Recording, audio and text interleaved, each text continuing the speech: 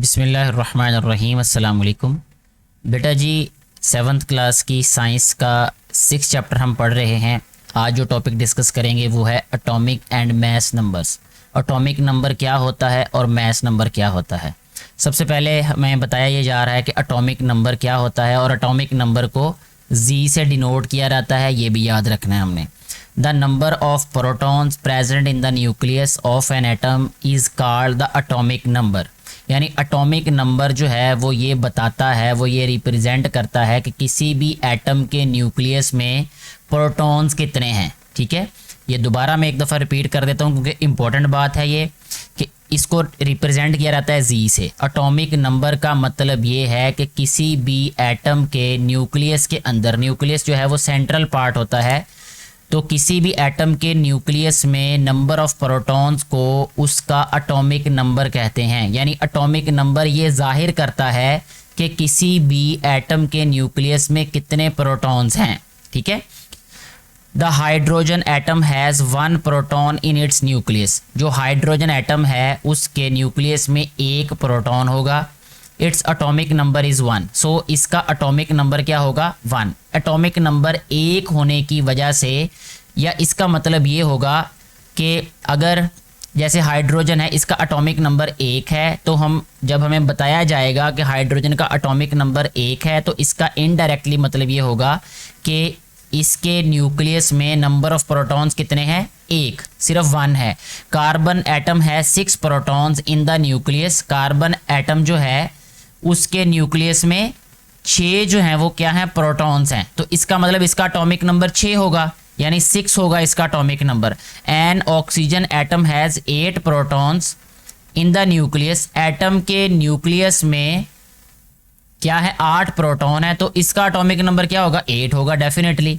यानी जितना उसका एटॉमिक नंबर होगा उतने प्रोटॉन्स उसके न्यूक्लियस में होंगे। ठीक है, या इसको ऐसे भी कह सकते हैं कि जितने जो प्रोटॉन्स उसके न्यूक्लियस में होंगे उतना ही उसका एटॉमिक नंबर होगा। ठीक हो गया जी। अब यहाँ पे उन्होंने पूछा what will be the atomic number of oxygen. ये हमें बता दिया कि 8 प्रोटॉन्स है न्यूक्लियस में, तो इसलिए इसका एटॉमिक नंबर क्या होगा? 8 होगा।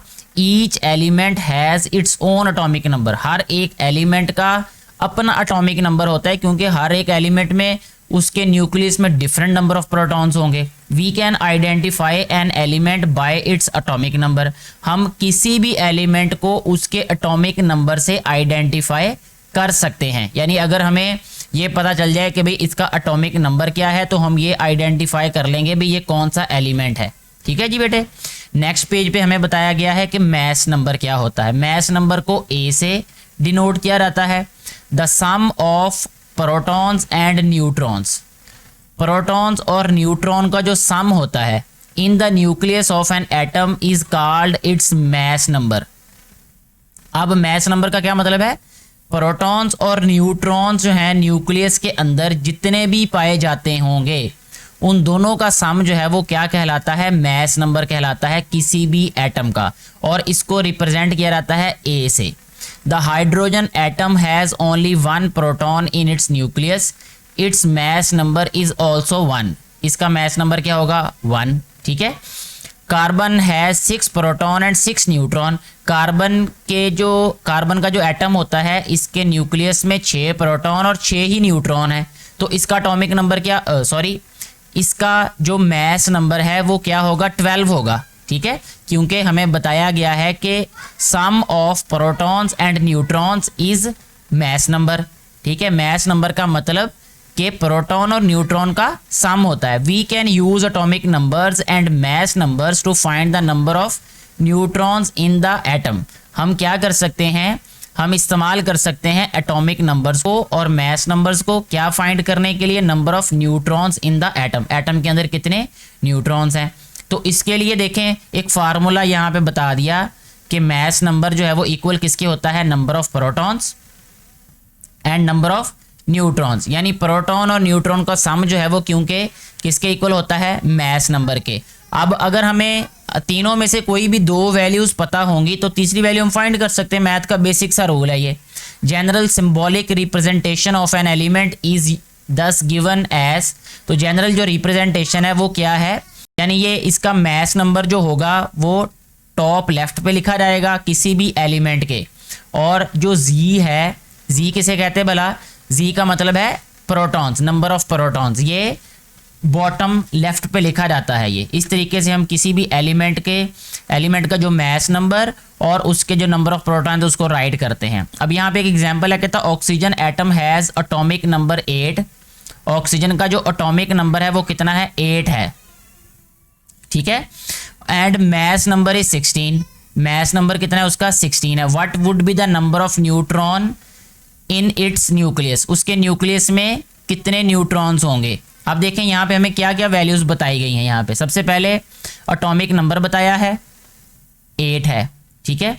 और एटॉमिक नंबर को हम किससे डिनोट करते हैं, यहाँ पे प्रीवियस पेज पे देखिए एटॉमिक नंबर को जी से शो करते हैं, तो नंबर ऑफ प्रोटॉन्स हैं ये, ठीक है। नंबर ऑफ प्रोटॉन या एटॉमिक नंबर भी हम इसको कह सकते हैं।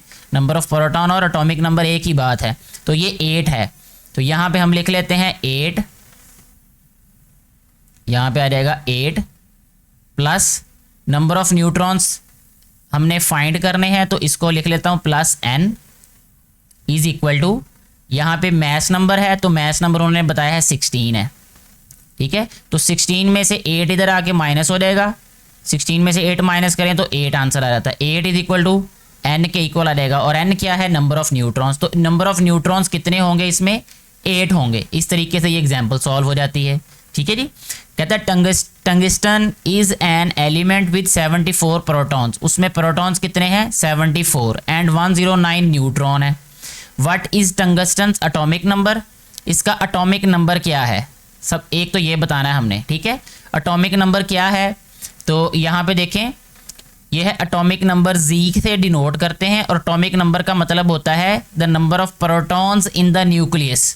तो प्रोटॉन्स कितने हैं यहाँ पे 74, तो इसका मतलब एटॉमिक नंबर इसका क्या होगा, यहाँ पे हम लिख लेते हैं एटॉमिक नंबर को जी से शो करते हैं, तो जी इज इक्वल टू 74 आ गया ये, ठीक है। यहाँ पे मैं एटॉमिक नंबर भी लिख लेता हूँ, एटॉमिक नंबर के लिए मैं चलें ये शॉर्टकट कर लेता हूँ इस्तेमाल, एटॉमिक नंबर या जी इज इक्वल टू 74 हो गया। How many electron does tungsten have, electron कितने हैं, जितने नंबर ऑफ प्रोटॉन होते हैं उतने ही नंबर ऑफ इलेक्ट्रॉन्स होते हैं, तो 74 इलेक्ट्रॉन्स होंगे इसमें, ठीक है। दूसरा आंसर भी क्या आएगा, 74, number of electrons will be 74 in tungsten, या टंगस्टन विल हैव 74 इलेक्ट्रॉन्स। इस तरीके से ये वाला क्वेश्चन भी हमारा सॉल्व हो जाता है। एक एक्टिविटी है यहाँ पे 6.1 दी गई, calculate the number of protons. क्या हमने कैलकुलेट करने हैं, नंबर ऑफ प्रोटॉन्स फाइंड करने हैं, इलेक्ट्रॉन्स फाइंड करने हैं एंड न्यूट्रॉन्स। प्रोटॉन, इलेक्ट्रॉन और न्यूट्रॉन कितने हैं सोडियम एटम में, जबकि सोडियम का जो हमारे पास मैस नंबर है वो 23 है, यानी यहाँ पे मैं लिख लेता हूँ कि A जो है, जो कि मैस नंबर है वो है 23, और इसके बाद जी का मतलब होता है एटॉमिक नंबर, तो यहाँ पे एटॉमिक नंबर कितना है इसका, वो है 11, ठीक है। अब हमारे पास नंबर ऑफ प्रोटॉन्स कितने हैं, जितना के एटॉमिक नंबर होगा, ठीक है। तो प्रोटॉन्स को मैं लिख लेता हूँ यहाँ पे 11, ठीक हो गया। इलेक्ट्रॉन कितने हैं, जितने प्रोटॉन होते हैं उतने इलेक्ट्रॉन होते हैं, तो ये भी 11 आ गया। न्यूट्रॉन्स कितने होंगे इसमें, न्यूट्रॉन्स कितने होंगे, उसके लिए हमने ये वाली इक्वेशन यूज़ कर लेनी है, ये कि A is equal to Z plus N. तो यहाँ पे इसी से हम फाइंड कर लेते हैं ये क्लियर नज़र नहीं आ रहा, A is equal to Z plus N, ठीक है। अब देखें यहाँ पे हमारे पास मैस नंबर है कितना, 23, ठीक है। और इसके अलावा क्या दिया हुआ है हमें, नंबर ऑफ प्रोटॉन्स दिए हैं, नंबर ऑफ प्रोटॉन्स कितने 11 हैं हमारे पास, ऑलरेडी हमने फाइंड किया, ये देखें ऊपर, प्लस फाइंड हमने क्या करना है न्यूट्रॉन्स, तो ये n आ जाएगा यहाँ पे। 23 में से 11 माइनस करेंगे तो 3 में से 1 माइनस किया 2 आ गया, और 2 में से 1 माइनस किया तो 1 आ गया, तो 12 होगा बेटे नंबर ऑफ न्यूट्रॉन्स। इस तरीके से हमारा ये वाला जो क्वेश्चन था, या जिसे एक्टिविटी का नाम दिया गया, वो भी सॉल्व हो जाएगा। तो यहाँ पे हम ख़त्म करते हैं आज का टॉपिक जो कि 6.2 था। मुझे उम्मीद है ये बातें आप लोगों को समझ आ चुकी होंगी। किसी भी कन्फ्यूजन की सूरत में आप नीचे कमेंट करके पूछ सकते हैं, मैं कोशिश करूँगा आपकी कन्फ्यूजन को as soon as possible clear करने की। Thank you very much.